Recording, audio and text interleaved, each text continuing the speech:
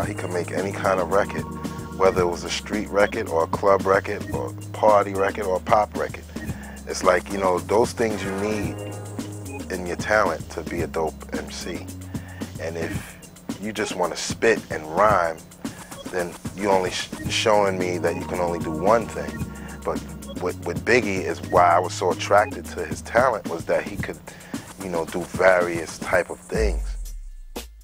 I think a lot of cats right now, I ain't gonna say your name because I don't think I need to, but you know who you are.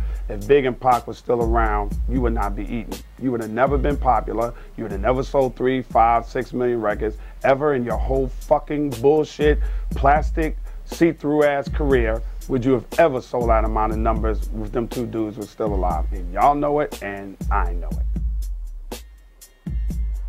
If it hits you in your heart, then if you take it that Ed's talking about me, then I'm talking about you. What died with them is they were artists before they sold records. The selling records, Puff crafted it so Big could sell records. Big was an artist. If you go back and listen to early Big wanted to say what he felt. You can hear that he was an artist. Artist first, million-selling rapper second. Though his killer may never be found, the Notorious B.I.G. will never be forgotten. Wherever there is a beat and a rhyme, and someone is telling it like it is, from the street and from the heart, his memory will remain. He walked tall and cast a large shadow. It hurt. It hurt, because I only got to do one thing with him. I wanted to work with him more, you know what I mean? But I never got the chance to, so that kind of hurt me, and it made me not want to do rap for a minute, you know? I took a break, about 2 years. Yeah, two years. I just didn't like the way rap was going and people was dropping. Like, you know, rappers were dying and it was affecting me. Like, Biggie's legacy is, man, is like, yo, I'm the king. Like, you know what I'm saying? Like, nobody took this rap game the way I took it in 2 albums. Like, he took this rap game to a whole nother level in 2 albums, man. He just took it. Like a lot of artists, they got 6 albums, 4 albums, 5 albums. He did it in 2. It took a long time for his mourning to some is still mourning. And it's funny because when you listen to his music today, 6 years later, and you see how it still affects just like he'd been around when he was here in life. That shows you the impact it is. That, you know, regardless of what, in spirits, he's here.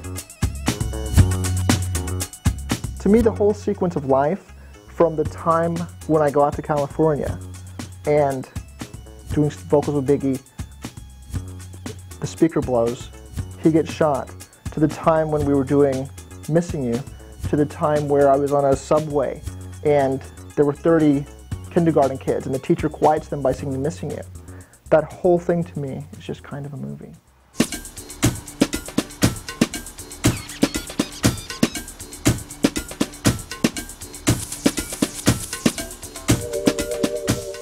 He left people with a lot of great music and a lot of great songs, and he's like, just with what he's put out there is teaching the kids how records should be made, you know.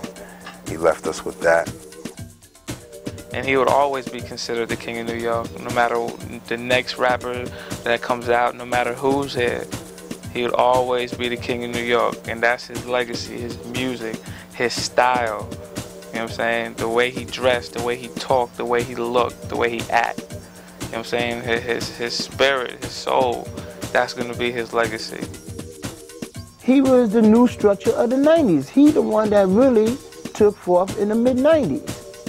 You know, and we only talking about good, what, 5, 6 years ago that, you know, it's hard to forget a person like that. That don't just go by, just like that. He made an impact. He made an impact on a lot of people. Not only within the kids, he made an impact on the audience itself, adults, everybody.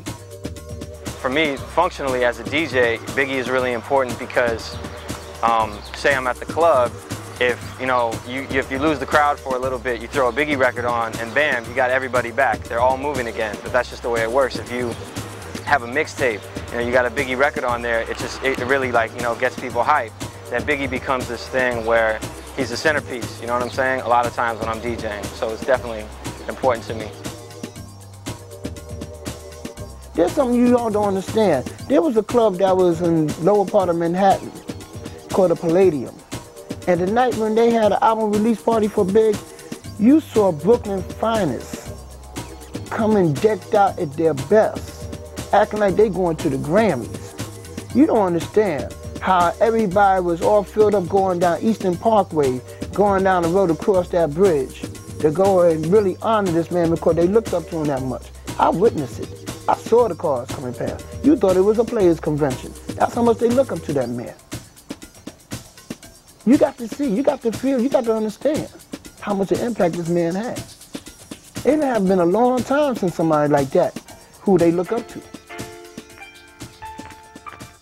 His legacy is like, yo, if you strive for what you want to do and you be yourself when you doing it, you can accomplish anything, you know what I'm saying? Just do what makes you happy, do right, you know what I mean, for yourself. Don't try to follow nobody, do what you can do, you know what I'm saying? So his legacy is like, yo, if you really want it and you know you can do it, and you patience and dedication, it can be done. So that's like Biggie legacy is like, you know, if you want to make it happen, it can happen. As long as you keep living and doing what you're doing, you know what I'm saying? That's Biggie legacy to me.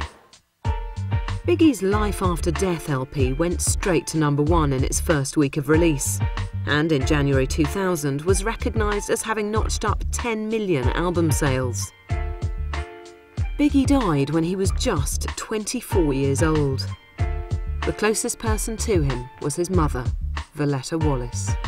He's gone, but I think this album, he's saying that I had something to give, I have some love to give, I have a continuation of my love, of my art, and here it is. Enjoy it.